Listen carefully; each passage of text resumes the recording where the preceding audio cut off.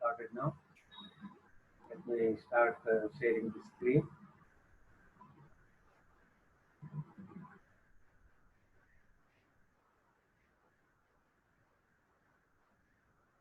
Yeah, we are now going to take up Unit 6, the last unit of the PR curriculum of your semester, 6th unit. Compared to the earlier 5 units, it is slightly bigger in terms of the material and the issues covered. This unit actually has two important segments. One is issues in public relations. Some of the important current issues are being examined as part of this unit. And the second is crisis management. In the earlier version of your syllabus, this was a separate unit, but now under your curriculum, this has been merged with Unit 6 only. So there are two, though not totally unrelated, components in this unit. First one is issues in public relations, and the next one is crisis management. I hope to complete this over the next 5 to 6 sessions so that by May 30th, we should be in a position to complete all the entire curriculum, right, including this unit. So let us go to the details of this unit. So these are the two components I told you. One is the issues in public relations, covering topics like public relations challenges, different types of issues that are currently important, and what is meant by target audiences, how public service can prevent some of the public relations initiatives in the context of an organization. What are the special interests for an organization, for the community, for the public?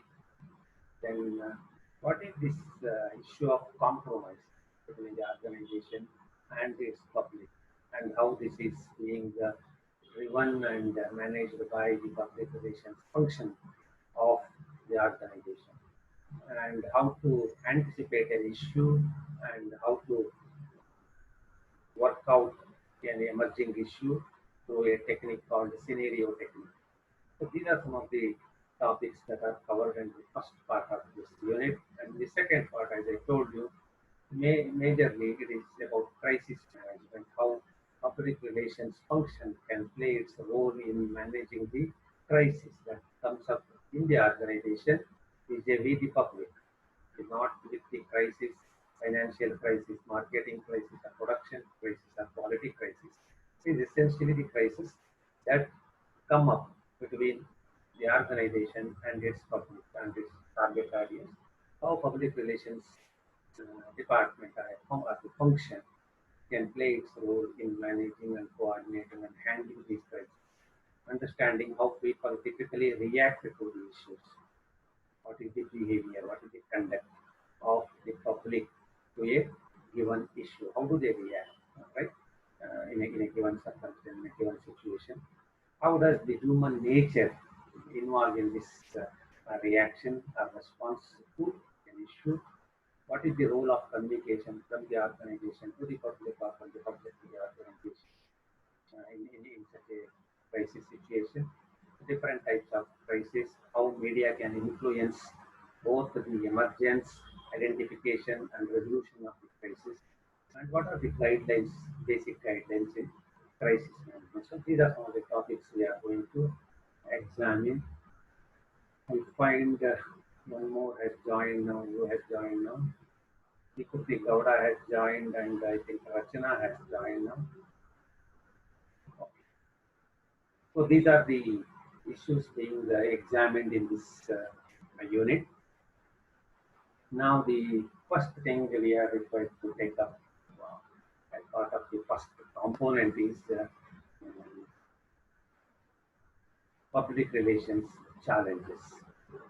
Public relations is a very important function of an organization. We have noted it manages the relationship between the organization and its public, its target public, in this process, in this coordination process, the public relations function faces several challenges. Some of these challenges are listed here. You can note down these things. The increased need for effective strategies for what is this? Crisis communication. Now, the situations will become very, very dynamic. They will be continually evaluating. A strategy which was good, which had worked well for the organization 5 years back, 10 years back, might not hold good in the current situation because of various external and internal developments and changes taking place. So one of the challenges the public relations function of an organization faces is a continuous need, an increased need to find out, to identify newer and newer strategies to effectively communicate with the public. What if, for example, 10 years back, people were sending out the pamphlets, people were sending out the printed literature to inform the public or their audience or their consumers. But now they are receiving the SMS, they are receiving the WhatsApp messages, they are receiving the mails.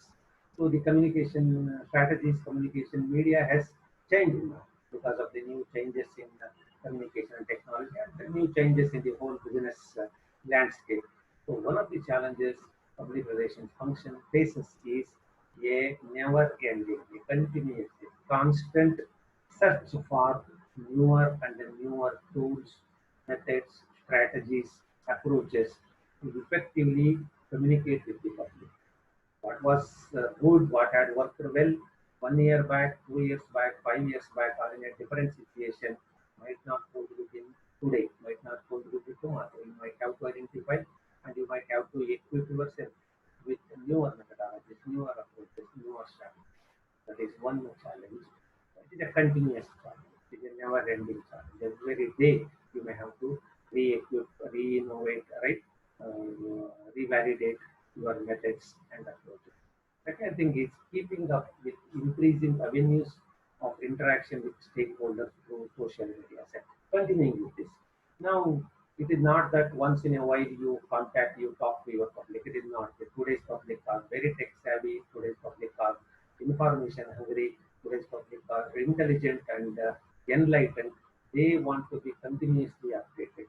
They want to hear. They want to listen from the organization continuously. It is not once in a while or only when they go to make a purchase or to transact with the organization. It is not like that. Whether the public deal with the organization or not, the organization is required to constantly update and enlighten the public. So a continuous interaction, an increased interaction is required, and more avenues have come up these days. It might be through physical, it might be through communication, it might be through technical, etc. Different avenues are there. You need to be constantly interacting with the public. It is not that only when you have an event, only when you have a campaign, only when you have a new policy, only when you have a changed prices or offers or practices, etc., that you have to talk to your public. Not like that. Even when the things are routine, when the things are normal, you may have to continue to engage the public so that their interest with the organization remain. And if you want to be, you want you operate or disappear, and you may have to take double the effort, make double the effort to win over, win back the public, win back the consumers in that case. So you have to constantly engage the stakeholders, all stakeholders. It might be the public, it might be the government agencies, it might be your suppliers, it might be your advertising agencies, it might be your service providers, etc. Everybody have to be constantly engaged. That is another challenge. Public relations have to maintain this kind of relationship with this kind of interaction with the stakeholders. Evolving global public relations community and impact. Earlier, probably, the organizations were catering to a limited geographical area, probably their own state, their own district, etc., or maximum a country. Now it is not like that. Thanks to globalization, an organization can reach any and every nook and corner of the world instantly. So you might be having your interested people, your consumers, etc., who are in different parts of the world. Their practices may be different. Their languages may be different. The way they understand things might be different. The communication medium they are comfortable with could be different, right? What is good for a Gulf country consumer of your organization might be different from what is comfortable for a consumer in China, consumer of your organization situated in China. So this is a evolving global community, and accordingly, public relations have now gone global, right? You may have to acquire different strategies, different approaches, practice in the different countries, and you may have to harness, you may have to make use of these approaches. You cannot confine yourself to your localized approach. You may have to expand your avenues, you may have to expand your reach, you may have to expand your approaches, etc. of reaching. So a big global community of public relations professionals has come up now with the newer theories, newer concepts, newer methodologies, newer approaches, newer avenues, etc. etc. So the public relations professional of an organization, even if it is in India, may have to learn, may have to relearn himself or herself with these global practices, norms, trends, developments, etc. So this is under challenge. Public relations professionals have to continuously learn and upgrade their skills, upgrade their practices, upgrade their strategies, etc. etc. There is a very, very supportive network of community of public relations functionaries across the globe, public relations professionals across the globe. So that is the advantage. And changing organization structure to meet these challenges. Earlier, probably we had a very, very given laid back organization structure. Either with the CEO and below him the public relations manager, he would have managed the whole show. Now it is not like that. You need to have a separate person to manage the media. You have to have a separate professional to manage the employees. You may have to have a separate person or professional to manage your relationship with the community, etc. Now the things have become complex. Things have become multi-layered. It is not one way or one layered or one type of relations that public relations uh, function has to manage these days. It has become very complex, very global, right? Thanks to the differences in languages, geographies, the products, the type of consumers, their behavioral differences, etc. etc.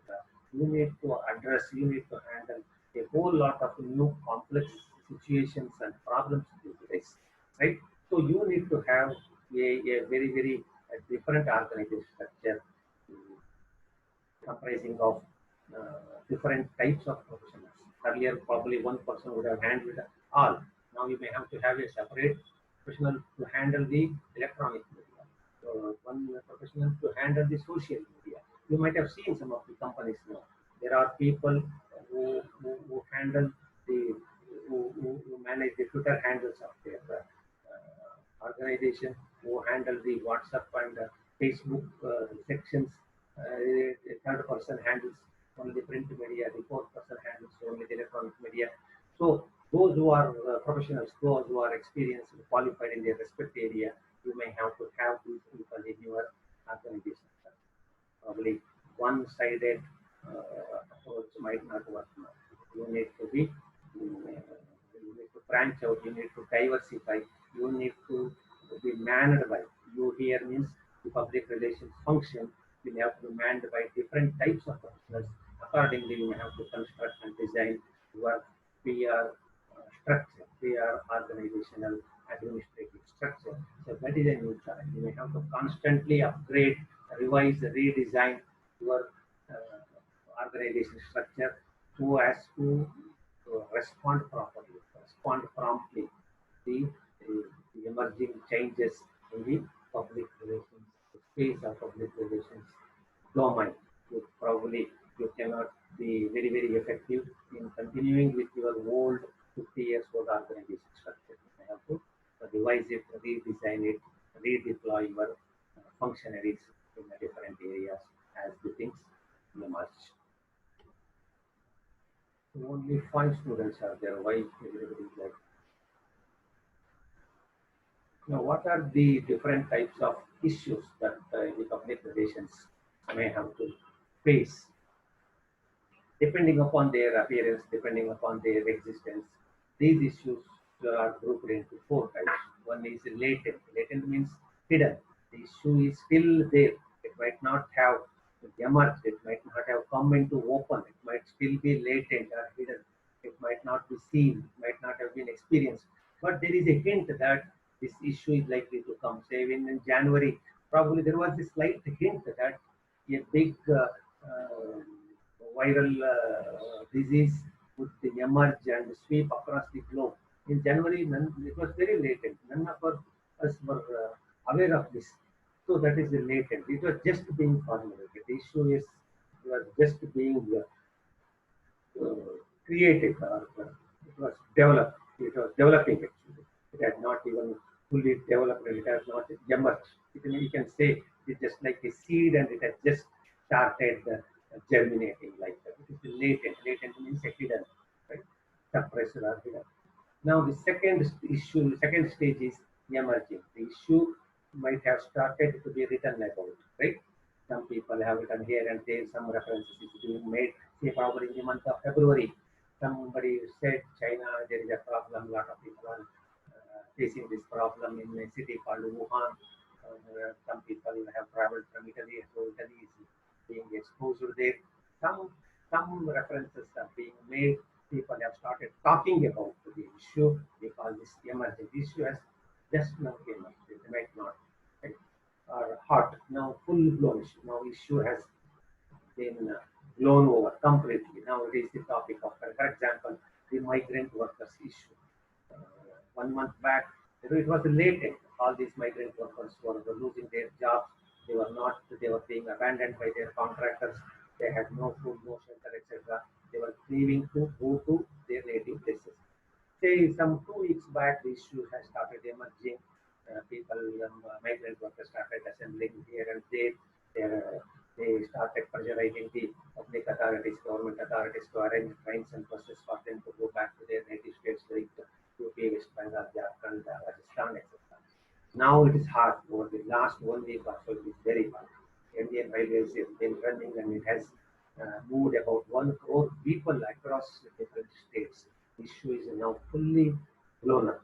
Even in today's paper, I find many people in Bangalore are waiting for their turn to board the trains to North Indian states, and Indian Railways are organizing trains. Many people are trying to come from Maharashtra to Karnataka. They are waiting. They are stranded in the Maharashtra Karnataka border in Belgaum district. So these things are there. Now the issue is fully blown up. It is very hot, very current. You open any channel, you go to any news channel, you open any page of the newspaper, you find lot of things about migrant workers, lot of things about positive cases, lot of things about the spread of pandemic. The issue is very hot. It's currently being uh, debated extensively. Everybody has come to know about the issue now.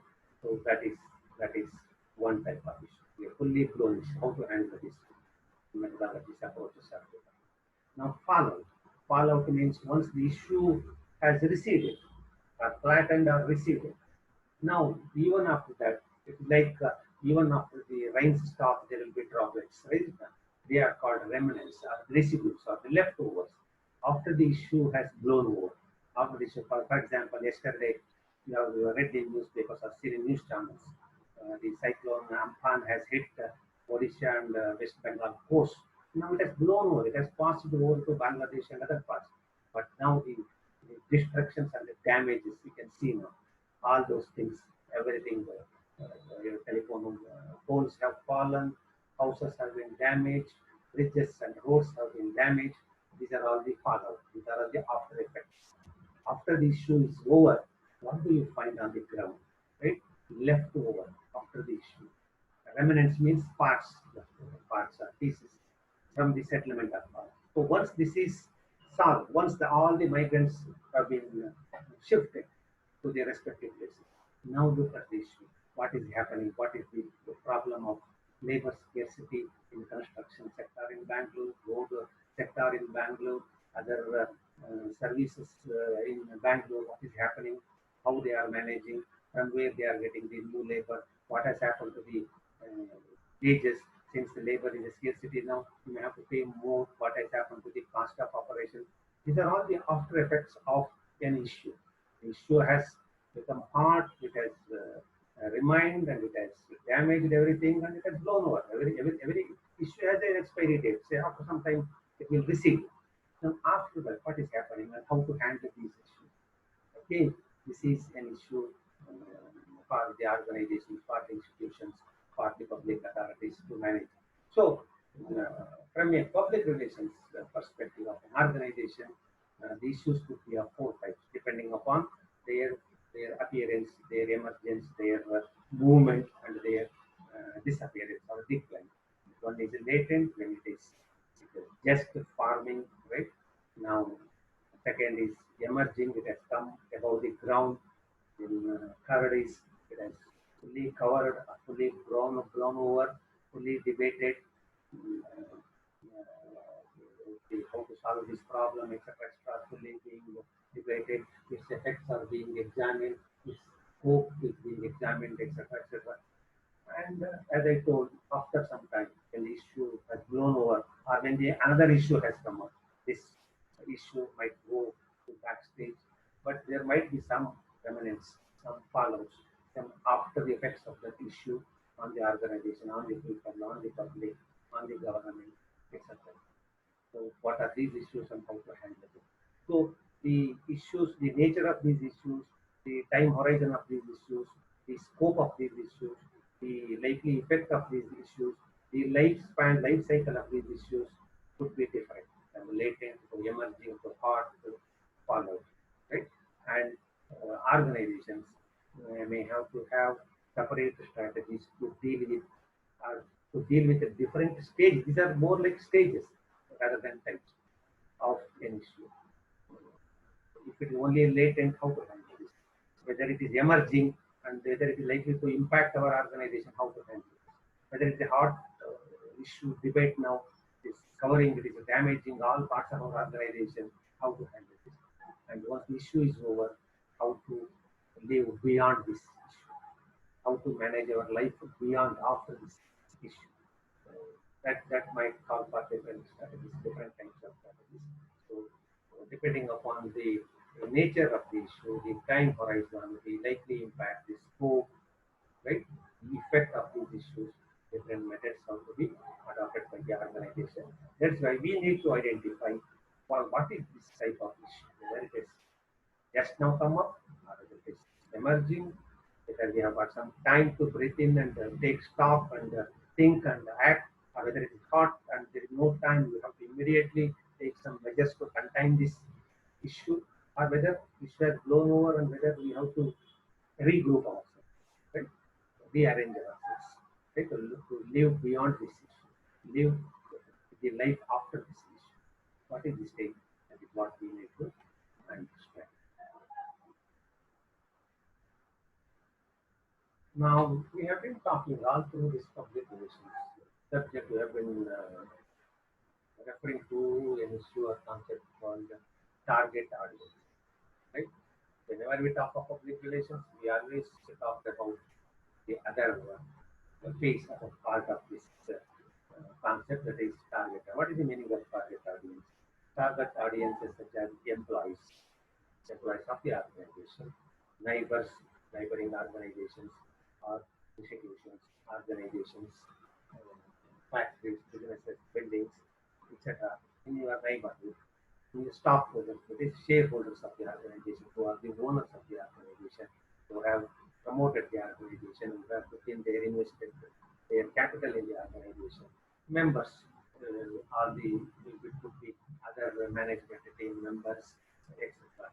Then donors may also include the service providers of the organization, and of course the customers.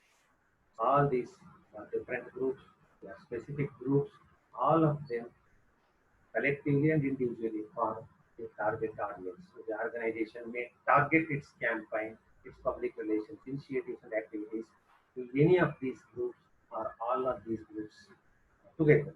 So it has to identify who are its target audience for a company like Perfect Allied Components. we, JNNC might be a targeter because we are in the neighborhood. The local community in Navale might be a targeter.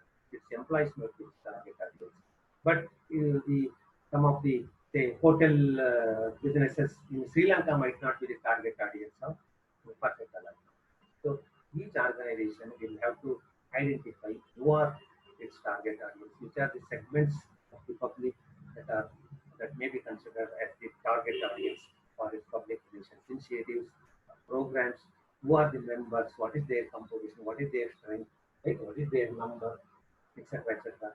The organizations are required to have a complete database, complete information about its target audience so that it will be in a position to draft appropriate PR policies, PR strategies, PR communication to these respective audiences. Otherwise, if you don't take into account the nature and composition of your target audience, your PR initiative, PR activities might not be effective, right? Might not be directed to the target audience. As a result, the the result or the outcome of your PR initiatives might be poorer, right? Might lack in its effect or might lack in its outcome. The organization might not get the desired outcome from its organization if these initiatives, PR initiatives or activities are misdirected to a different audience. You went for this, but you are directing this to a different audience because you have not properly identified your target audience. So this is a very important work or a function of public relations. You have to clearly identify and define your target audience. This is one of the basic requirements of a successful or effective PR program or PR campaign.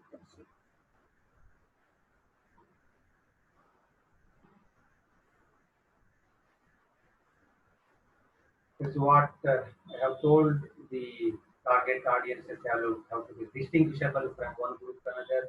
The employee of JNNC should be distinguishable from the employee of, say, Gurukul school or the employee of uh, agricultural university. They need to be properly distinguished, identified, and within the target, the members of the audience will be homogeneous. So all the employees of JNNC are one type, all the employees of agricultural university are one type, all the employees of diploma college are one type, all the employees of Gurukul school are one type. So within the group, between these groups of target audiences, they are different. I am different from an employee of agricultural university, but within JNNC, we are all one, right? We are into engineering and management area. We are talking, we are handling this kind of students. We are having this kind of curriculum. We are having this kind of teaching learning process, etc. So within the target audience, the nature and composition of the members of the target audience are likely to be homogeneous or similar or alike. So all the students of MBA are like this, but they are different from the students of MSc Agriculture or MSc Soil Economics or MSc Horticulture. So they are different. So different targets are different, but within the targets, the members' nature and composition could be homogeneous. And you have to consider only the important targets. There could be different targets, different groups in the community, in the neighborhood. You might not be able to reach out and address all these audiences. So you will have to prioritize, you will have to identify which are the important target groups. And these target groups should be large enough so as to make your public relations activities meaningful. If there are only two people, you need not drop a 10 lakh budget public relations program addressed to those two people. If the group is so small, group should be, target audience should be fairly large. If it is minuscule, if it is negligible, if the composition or membership is too small, you need not, you can even neglect this. But so what you have to do is, while choosing your audience, you have to ensure that the target you are identifying to address through your PR programs is quite large so that it justifies the, the size of your PR activities, the budgetary support of your PR activities, the time and resources you are investing in your PR activities. You are allotting 10 lakh rupees for a group consisting of only two members or two families. It might be of no meaning, right? No impact. So it should be large enough, and these audiences should be accessible, either physically if they are in the neighborhood or through any new media of communication, even if they are spread across the globe, right? Even if your target audiences are in Europe, you should be able to communicate. So these audiences should be accessible to either physical mode or human intervention or through technological intervention or through different types of media. So these are some of the characteristics of target audience. They should be clearly distinguishable into a definable, a typical group. These are our employees. These are our service providers. These are our statutory regulators. These are our shareholders, etc. So you should be able to define them, and within that, they should be homogeneous. They must display some common attributes within each group. Then it should be significant enough to make a difference to your activities, to difference to your organization. The target group should be quite large to justify the size and the volume of your PR activities, and these audiences should be always accessible through either physical intervention or technological intervention or just through different area of communication. So this is where I am going to stop sharing this one. Other things we should look into the next class. Only few people are there today. I don't know what happened to the remaining 11 students today.